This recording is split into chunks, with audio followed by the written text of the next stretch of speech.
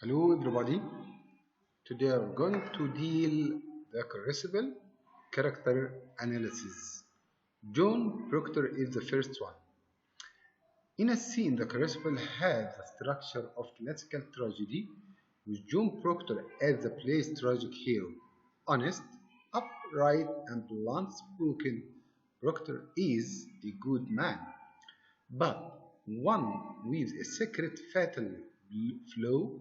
His lust for Abigail Williams led to their affairs, which occurs before the play begins, and created Abigail's jealousy of his wife Elizabeth, which sets the entire witch hysteria in motion.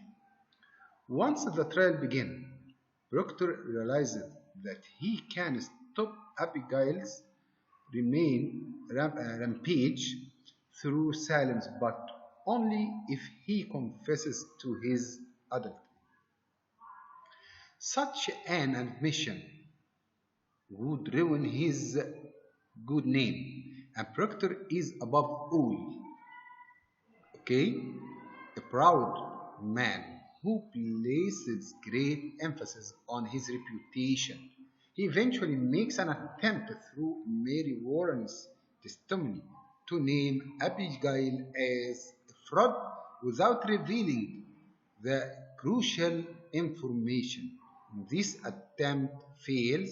He finally bursts out with a confession, calling Abigail is impolite and proclaiming his guilt publicly. Only then does he realize that it's too late, that matters have gone too far, and that not even the truth can break the powerful frenzy that has allowed Abigail to whip up. Proctor's confession succeeds only in dealing to his arrest and conviction as a witch. And though he lambasts the court and its proceedings, he is also aware of his terrible role in allowing this fervor to grow unchecked. Proctor redeems himself and provides a final denunciation of the witch trials in his final act.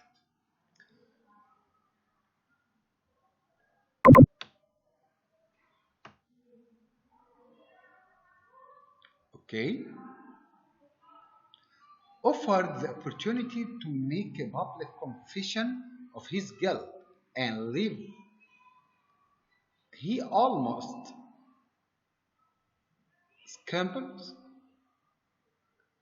even signing a written confession. His immense pride and fear of public opinion compelled him to withhold his adultery from the court. But by the end of the play, he is more concerned with his personal integrity than his public reputation. He still wants to save his name, but for personal and religious rather than public reasons. Proctor's refusal to provide false confession is a true religious and personal stand. Such a confession would dishonor his fellow prisoners, who are brave enough to die as testimony to the truth. Perhaps more relevantly, a false admission would also dishonor him, staining not just the public reputation but also his soul.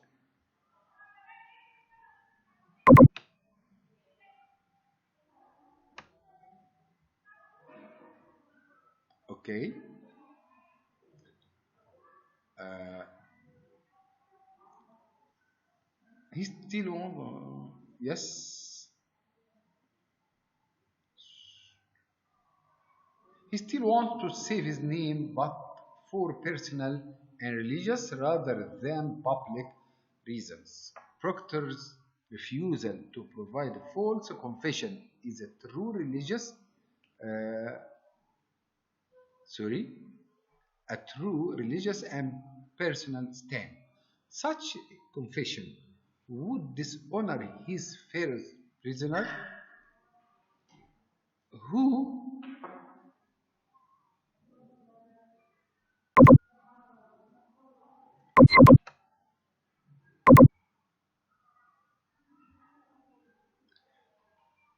are brave enough to die as testimony to the truth. Perhaps more relevantly, a false admission would also dishonor him, staining not just his public reputation but also his soul.